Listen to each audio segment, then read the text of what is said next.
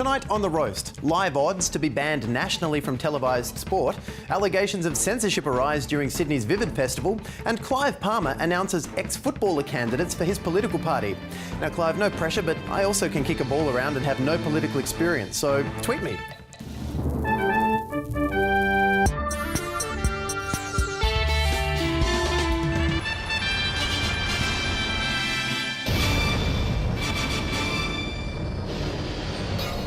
Last week, South Australia passed legislation to ban live odds during sports broadcasts. And now, a similar law looks set to be applied to the whole of Australia, with the new restrictions confining all gambling ads to before and after the match. And I have to say, I love gambling after the match. I've won almost every time I've played. Who do you think won the match you just watched? The team that won is paying $1.10. The team that lost is on $3.50. See, I know which team won, but the odds of the team that lost are better. Now, according to the Australian Wagering Commission, the ban could drive more punters to unregulated offshore bookies, which obviously is a problem because of their lack of regulation, but on the upside, it does make it harder for loan sharks to intimidate you when they have to do it via Skype. But with betting and live odds having been part of sport for years, what's happened over the last 12 months to prompt the government to suddenly clamp down and ban this long-running tradition? With 4 generations of Waterhouse betting in my blood, I know what punters want. Nick Richardson, I just blacked out briefly. What motivated the government's decision? Well, some say it was motivated by the immorality of gambling in televised sport, but it feels far more likely it was motivated by not wanting to see Tom Waterhouse's face on my TV ever again.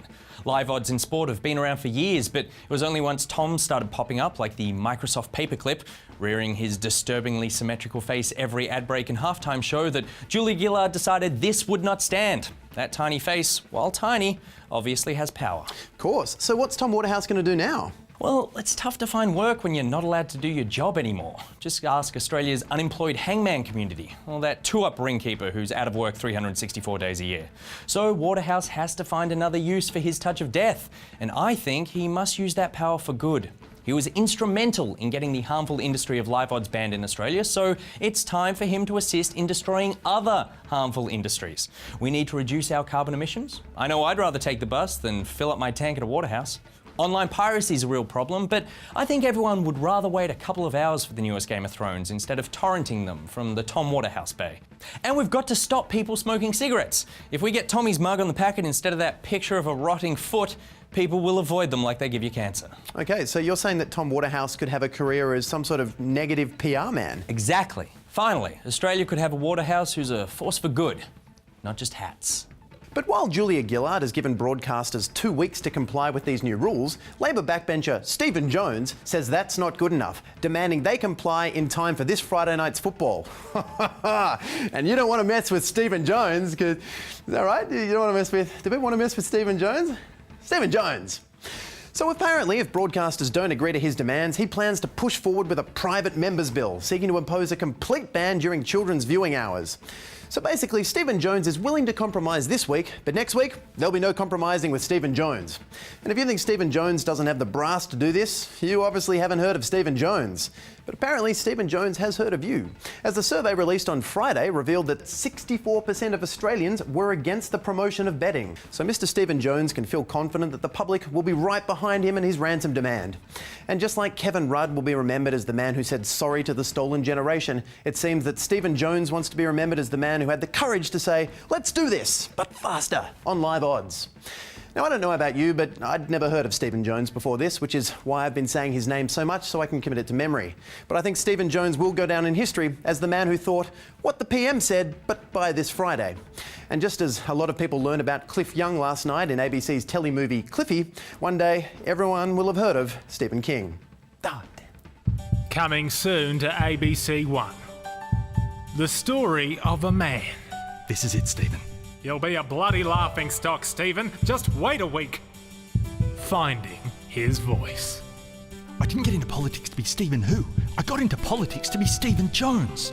As Prime Minister, I will ban live odds on TV in 2 weeks.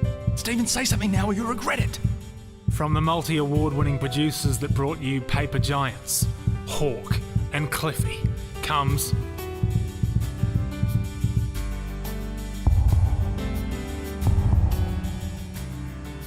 Jonesy, against all odds. Can we do it by Friday?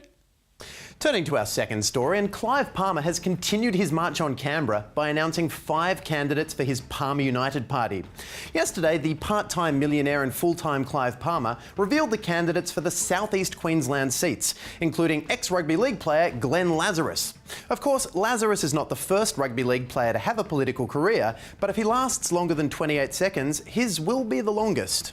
I was just a person out there making sure that I was... I'm buggered. I'm sorry. Also on the Senate ticket is ex-Gold Coast United goalkeeper Scott Higgins, which means Clive Palmer appears to be getting his candidates from the list of people rejected by Celebrity Splash. And in a "but wait, there's more" move, Clive Palmer's also said, "We've got some people with much higher profiles than Glenn." I mean, hopefully not right in front of Glenn. But to find out who is better than Glenn, we're joined in the studio by our political reporter Rachel Corbett.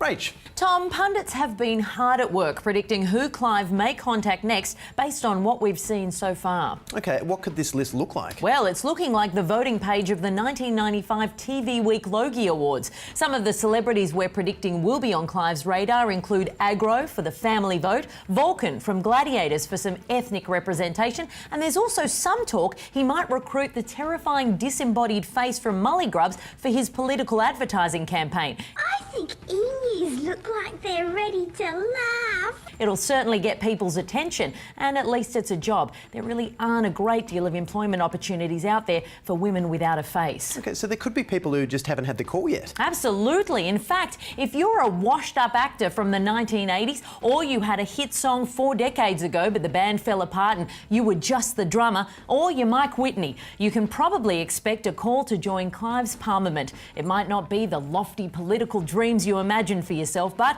at least you can expect a decent feed at the party meetings in Jurassic Park. And finally tonight, 2 international photographers have withdrawn their works from Sydney's Vivid Festival after several of their images were banned for being not appropriate to be shown in a public place. Now, I know art can be pretty confronting, so what are we talking about here? Is it photos of war, of famine? Pictures of landscapes, mostly void of people altogether, were deemed distressing. To whom? Did the trees look like giant pee-pees? Well, I suppose if you tilt your head sideways and squint, they do kind of look not offensive at all. So what else was banned? Shots of dead children.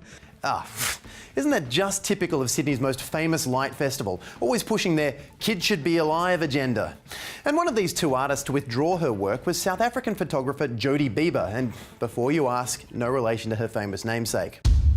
Now, Jodie Bieber is upset because her photo of a bare-breasted woman was removed from the exhibition. If I look at all the photographs that are not allowed to be shown, I feel that there's a huge censorship. Huge! Because as Ms. Bieber asks, how are your children going to be when they go out into the real world if they're not allowed to experience or see or make up their own mind about what happens in the world? Precisely! If not for the Vivid Art Show, where will our children ever have the chance to see a woman's naked breasts? It's not like you can just log on to www.theinternet.com and search, "Can I see boobs, please?" For more now on this debate between censorship and decency, we'll cross to our resident arts correspondent, Mark Humphreys. Mark, is this censorship? No, it's just bad management. Vivid asked Jodie Bieber for some pictures. She gave them some pictures. Now, they know what she's like, they've seen her other work, but when management saw these pictures, they were all like, "What the hell is this?" So she won't be participating in the outdoor exhibit of Vivid, which means the only way to see her is to go to her indoor event, which will most likely sell out. OK, what makes you think that? 1, boobs. 2, it's the censored artists that get the most attention. Look at Bill Henson. Before the scandal, you thought Bill Henson created the Muppets. I didn't. You did. But now, everyone knows him for his controversial photography. He's infamous. Censorship is the best thing that can happen to an artist short of cutting your ear off or dying of syphilis. Miss Bieber has effectively Van Goghed her way into the mainstream. Yeah, but what about good art? Shouldn't that, rather than controversy alone, still be the measure of success for an artist? There are a lot of good artists who put in the hard yards, but never make it big because they aren't making headlines. Not me, though. I'm going to take naked photos of Bill Henson. Well, that definitely won't get in. Exactly. The only way to be remembered in Vivid is to not be in Vivid. Right, well, good luck and good night.